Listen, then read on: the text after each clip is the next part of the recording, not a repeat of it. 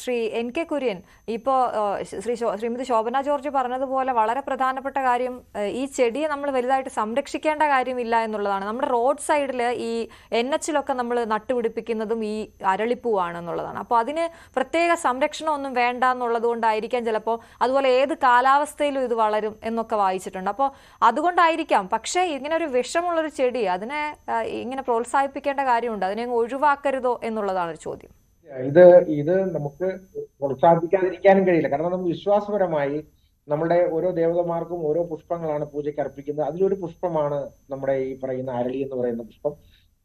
അരളിപ്പൂ ഇല്ലാതെ പൂജ പൂർത്തിയാവുകയില്ല. അപ്പൊ പൂജയ്ക്ക് ആവശ്യമായ അമ്പലങ്ങളിലും ക്ഷേത്രങ്ങളിലൊക്കെ പൂജയ്ക്ക് ആവശ്യമായ ഒരു പൂവ് കൂടിയാണ് അരളി. അരളി ആവശ്യമാണ്. അത് അമ്പലങ്ങളുടെ പരിസരങ്ങളിലും ഒക്കെ, നേരത്തെ അമ്പലങ്ങളുടെ പരിസരങ്ങളിൽ നിന്നൊക്കെ പൂജാരിയോ അല്ലെങ്കിൽ സഹായിയോ ഒക്കെ പറിച്ചു കൊണ്ടുവന്ന് പൂജയ്ക്കായി കൊണ്ടുവരുന്ന രീതിയായിരുന്നു. ഇപ്പൊ നമ്മുടെ അമ്പലങ്ങളുടെ പരിസരങ്ങളിലൊന്നും ഇങ്ങനെയുള്ള സസ്യങ്ങളൊക്കെ റബ്ബറോ മറ്റു കാര്യങ്ങളോ ഒക്കെ വന്നതോടുകൂടി, ഈ പൂച്ചെടികൾ ഇല്ലാതായതോടുകൂടി അല്ലെങ്കിൽ മറ്റു സസ്യങ്ങൾ ഇല്ലാതായതോടുകൂടി അവരത് പുറത്തുനിന്ന് കൊണ്ടുവരുന്ന ഒരു അവസ്ഥയാണ്. ഇപ്പൊ ഞാനിപ്പോ ഈ നാഷണൽ ഹൈവേയുമായിട്ട് ബന്ധപ്പെട്ട് ഞാനിപ്പോ നാഷണൽ ഹൈവേ കൂടെ പോകുമ്പോൾ ഞാൻ അത്ഭുതപ്പെട്ടിട്ടുണ്ട്. കാരണം അരളി, വെള്ള അരളി, വെള്ളപ്പൂള്ള അരളി, അതുപോലെ തന്നെ ചുവന്ന അരളി, മഞ്ഞ അരളി, ഇതെല്ലാമാണ് ശരിക്കും നമ്മൾ ഇവിടെ നിന്ന് പോകുമ്പോൾ അങ്കമാലി കഴിഞ്ഞാൽ തൃശ്ശൂർക്ക് അല്ലെങ്കിൽ ആ റൂട്ടിൽ പോകുമ്പോഴെല്ലാം കാണുന്നത് കൂടുതലും അരളിയാണ്.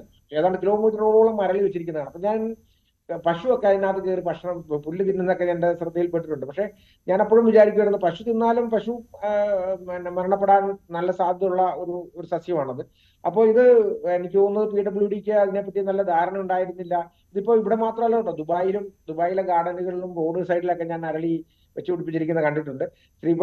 ഒന്ന് നമ്മളുടെ ആയുർവേദത്തെ തള്ളിപ്പറയുന്ന, ആയുർവേദ എന്ന ശാസ്ത്രത്തെ തന്നെ തള്ളിപ്പറയുന്ന ഒരു രീതിയുണ്ട്. അതിന്റെ നല്ല അംശങ്ങളെ, അതിന്റെ ആ അറിവുകളെ പുതിയ ശാസ്ത്രീയമായ നമ്മുടെ അലോപ്പതിയിലേക്ക് ഉൾക്കൊള്ളിക്കാതെ അല്ലെങ്കിൽ അതിനെ ഏറ്റെടുക്കാതെ നമ്മൾ ഇതിനെ തള്ളുകയാണ്. അത് അശാസ്ത്രീയമാണ് ആയുർവേദം എന്നുള്ള ഒരു വാദഗതിയിൽ കൂടി ഇതിന് അപകടകരമായിട്ടുണ്ടെന്ന് ഞാൻ വിചാരിക്കുന്നു. കാരണം പൊതുവായിട്ട് എല്ലാവരും ഏതെങ്കിലും രീതിയിൽ യുക്തിവാദികളോ മറ്റുള്ളവരോ ഒക്കെ പറയുന്നത് ഈ പറയുന്ന നമ്മുടെ ആയുർവേദം അശാസ്ത്രീയമാണ്.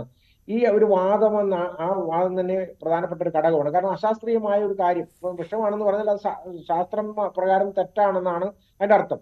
അപ്പൊ അങ്ങനെ അത് കാണുന്ന മനുഷ്യരിൽ തന്നെ ആയുർവേദമല്ല, അതൊന്നും വലിയ കാര്യമില്ല എന്നുള്ളൊരു തോന്നല് ഉണ്ടാക്കാം. ഇത് ആയുർവേദ ഡോക്ടർമാരായാലും ഗുരുക്കന്മാരായാലും പണ്ഡിതന്മാരായാലും ഒക്കെ നമുക്കിത് കൃത്യമായി ഇതെല്ലാം നോട്ടീസ് ചെയ്തിട്ടുള്ളതാണ്. ഏത് സസ്യത്തിലാണ്, ഏത് സസ്യത്തിന്റെ ഏത് ഭാഗത്താണ് വിഷം, എല്ലാം കൃത്യമായി രേഖപ്പെടുത്തിയിട്ടുള്ളതാണ്.